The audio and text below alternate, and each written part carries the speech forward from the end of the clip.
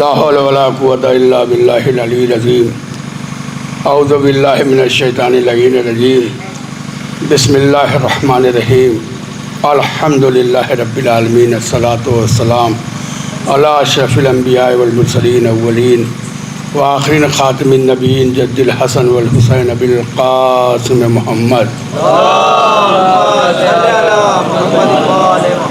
وآل طیبین الطاہرین المعصومین مظلومین لا الہ الا اللہ محمد حبیب اللہ علی ولی وسیع نبی اللہ فاطمہ زہرا سلام اللہ علیہ بنت نبی امانۃ اللہ حسن والحسین وارث نبی صفت اللہ من البغضهم لعنۃ اللہ علی اعدائہم اجمعین اما بعد فقط سبحانہ تبارک و تعالی قولہ الحق قال رسول اللہ صلی اللہ علیہ وسلم انا مدینۃ العلم علم بابھا صلوات پڑھی بابا دے عزاداران امام مسلسل آپ نوحہ و ماتم کرتے ہوئے کربلا تک آئے۔ یہ اس امام کی یاد منائی جا رہی ہے جس کا جنازہ ایک بار گھر سے نکلا اور اس کے بعد جب تیروں کی بارش ہوئی پھر جنازہ گھر تک گیا، بہنوں نے تیر نکالا اور پھر اپنے صحیح جگہ پہ آج جہاں بھی فاطمہ زہرا ہیں اپنے ماں کے پہلو میں دفن ہوئے۔ عرض یہ کرنا ہے کہ مولائے کائنات علی ابن ابی طالب علیہ السلام علم کا شہر ہیں، مولا نبی پاک اور دروازہ مولائے کائنات ہے۔ نبی صلی اللہ علیہ وسلم اپنے کو مدینہ کہا میں علم کا شہر ہوں، اور اس کے دروازہ جو ہیں مولائے کائنات کو کہا یہ 12 دروازہ مسلسل آپ کے لیے ہر وقت کھلا رہتا ہے۔ لیکن اس بس میں آنے کے لیے سب سے بڑی بات ہے کہ یہ جہاں پر آپ ہیں یہاں نہ تھکان کی کوئی گنجائش ہے، نہ یہاں کوئی عاجزی محسوس ہونے کی گنجائش ہے۔ اگر آپ کے دل میں ان کا نور اتر چکا ہے تو یہ آپ دیکھ رہے ہیں کریا کریا میں ایام ادا چل رہا ہے، رات بر سینہ زنی کرتے ہیں، پوری شب کرتے ہیں اور صبح میں پھر تازے ہو کے پھر دن میں بھی کرتے ہیں۔ مسلسل یہ ماتم و نوحہ ہوتا ہوا آیا، لیکن اگر آپ کے دل میں ان کی مصیبت ہے تو آپ تھکان نہیں محسوس کریں گے۔ ہر صبح جو ہوتی ہے تو آپ کو ایک تازگی ملتی ہے۔ کیوں ملتی ہے؟ علم ان کا ایسا پھیلا دنیا میں کہ علم اور عمل کے ذریعے افضلیت ہوئی۔ جو ان کے مقابلے میں دشمن بن کے آئے تھے نہ ان کے پاس علم تھا نہ اس کے پاس عمل تھا۔ اس لیے معرفت الہی یہی بتاتے ہیں کہ کس طرح سے اللہ کی معرفت ہونا چاہیے، اور اسی معرفت کا سلسلہ یہ 12 دروازہ ہے۔ ابھی آپ دیکھ رہے ہیں امام حجت آئیں گے تو بدلہ لیں گے، ابھی ان کے چاہنے والے جناب مختار نے بدلہ لیا، لیکن وہ ہمارا حق تھا کہ ہم ان کے اوپر کوئی درد ہو تو انقلاب کریں۔ لیکن اگر ہم اپنا چپ چاپ بیٹھے رہیں جہاں عدل و انصاف نہ ہو اور کسی کو پستی کی طرف عدل والے کو کوئی کیا تو وہ خود پستی پہ گیا، لیکن وہ پست بلند ہو کے سر کٹا کے رہا اور یزید پست ہو گیا۔ یہ ان کی بیوی نے ان کو زہر دیا تھا۔ بہت مولانا بیان کرتے ہیں لیکن ذریعہ کیسے بنا تھا زہر دینے کا کوئی نہیں بیان کیا ہوگا۔ بس ایک بات کہہ کے مسائل پڑھوں گا، کیونکہ ہر روز ہر صبح جو اس کی ہوتی تھی اپنے شکار میں لگی رہتی تھی۔ باپ نے جو اس کو سکھا کے بھیجا تھا کہ زہر دے کے آنا ہے، تو ان کے گھر کی معرفت اسے نہیں لینا تھا۔ ایسے اعضاء میں جو آتا ہے اگر معرفت ہو تو ہر ایک کا خیال رکھے گا، کوئی عزادار ناراض نہ ہونے پائے، کوئی ذاکر رسوا نہ ہونے پائے، کوئی انجمن والا کسی طریقے سے کسی کو کوئی تکلیف نہ ہو۔ ہر طرف جب نگاہ ہوگی تو حسن اور حسین والا ہے، ورنہ آپ اپنے والے بن جاتے ہیں یا ان کے والے بن جائیں گے لیکن کبھی حسینی نہیں بنیں گے۔ تو یہ ان کی نظر اگر ان کے گھر میں آ کر کے زوجہ بن کر کے آئی تھی لیکن ان کے کردار کی طرف نظر نہیں تھی، اس کو اپنے شکار کی طرف نظر تھی۔ اور جب وہ ایک بی بی نماز پڑھ رہی ہیں جو بی بی کلثوم ہیں اور جناب زینب پانی کے لیے لے کر کے جا رہی ہیں کہ اپنے بھائی کو پیاس لگتی ہے، دونوں بہن پہرا لگا رہی جن کے پاس وار بہت ہو چکا تھا۔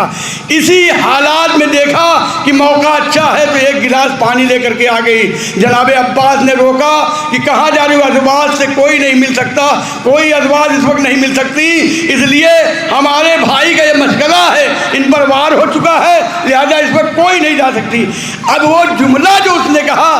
اب یہ بھی دن آ گیا آل رسول کے گھر کہ زوجہ کے اوپر بھی شک کیا جاتا ہے، اس کردار جو اگر اخلاق بھی پیش کرنا چاہو تو اپنے سردار کو ایک گلاس پانی نہیں دے سکتے، بل یہ آواز جناب مولائے کائنات کے بیٹے تھے نا امام حسن کے کانوں تک پہنچ گئی، کہا عباس اشد کی بیٹی کو آنے دو، اور وہ جا کر کے جیسے ہی کہا یہ پانی میں آپ کے لیے چاہتی ہوں، کہا آج ایک زمانہ وہ آئے گا ہمارے ہی میں سے ایک ہوگا کہے گا انگور کھا کے جاؤ، تو جب وہ انگور کھا کے جائیں گے وہ پیشن وہی پہلے ہی کر دیا، آج وہی دن ہے ہمارے سامنے کہ اگر نہ پیے پانی تو اس کا ظلم کوئی جان نہیں سکتا، اور پی لے تو ہم جائیں گے، دنیا اس کے ظلم کو تو سمجھ جائے گی۔ ظالم کا ظلم سامنے لانے کے لیے امام جان رہے ہیں کہ اب اس سے ہم شہید ہو جائیں گے، لیکن دنیا سوال کرتی جب جانتے تھے غیب کی بات تو پیا کیوں؟ پی لے تو خودکشی کیا، لیکن خودکشی نہیں، ایک پورے کارواں کو بتانا تھا کہ ظالم بن کر کے بیوی بھی آ سکتی ہے، لہذا وہ پی لیا تو اب زیادہ دیکھ رہے کہ اب مت دیکھو،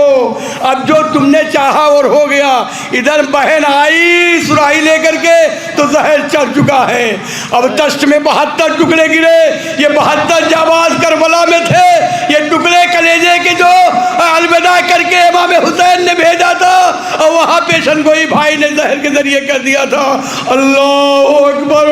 آپ آمادہ ہو جائیے رونے کے لیے۔ آج بی بی فاطمہ زہرا سلام اللہ علیہا کو ان کے بابا رسول خدا کا اور ان کے بیٹے کا پرسہ دیتے دیتے آپ لوگ تھک گئے ہیں، ہم شکر گزار ہیں، ہمارے موزے والے شکر گزار ہیں کہ آپ لوگ پڑھتے پڑھتے نہیں تھکتے، سننے والے جلدی تھک جاتے ہیں، لیکن اللہ آپ کی اسی طاقت کو برقرار رکھے۔ آپ اگر کربلا کی طرف رک کے دعا کریں گے تو آپ کو ایسا ہی نظر آئے گا، آپ کی تازگی بنی رہے گی۔ آئیے ان کی بارگاہ میں۔ اے بی بی، ایک وقت تھا کہ بندے کا پن ٹوٹ گیا تھا امام حسین کے لیے، آج امام حسن جا رہے ہیں تو قاسم کو حوالے کر کے جا رہے ہیں حسین کے کہ بیٹا قاسم، جب کربلا میں تمہاری ماں اجازت دے دے لیکن ہمارے بھائی نہ دے تو یہ اس دن کے لیے تحریر دے دیتا ہوں۔ 3 بار 4 بار واپس کیا تھا، اور جتنی بار جناب قاسم کو پلٹایا تھا سینے سے لگا کے پلٹایا تھا، لیکن جب تحریر لے کر کے آئے ماں نے کہا وہ تحریر دیکھو تعبیر میں ہے، اب آئے تو اب امام سر سے پیر تک دیکھ رہے ہیں۔ قاسم، ہم تمہیں کیسے بھیجے، بھائی کی تحریر کو بوسا دیا، شاید کہا ہو اے وزا فروا نے تو اپنی بیٹی سجا دی، بیٹے کو سجایا، کاش وقت ہوتا تو ہم بھی اپنے قاسم کو تو سجایا، ہم نے اپنی بیٹی نہیں سجایا۔ ایک لمحہ سوچا ہوگا، امام کا سوچنا حقیقت ہے، آج دنیا میں ان کی مہندی نکل رہی ہے، یہی وصیت کر کے جا رہے قاسم چچا کا ساتھ نہ چھوڑنا۔ اور جب قاسم نے پکارا تھا میدان میں، چچا آؤ میری مدد کو، اتنی تیزی سے مظلوم امام پہنچے کہ ادھر کے گھوڑے ادھر کے گھوڑے ادھر، اور چادر میں ٹکڑوں کے لے کر کے آئے، اور ہوا ویلا ہوا قاسمہ کی آواز بلند ہوئی۔ اللہ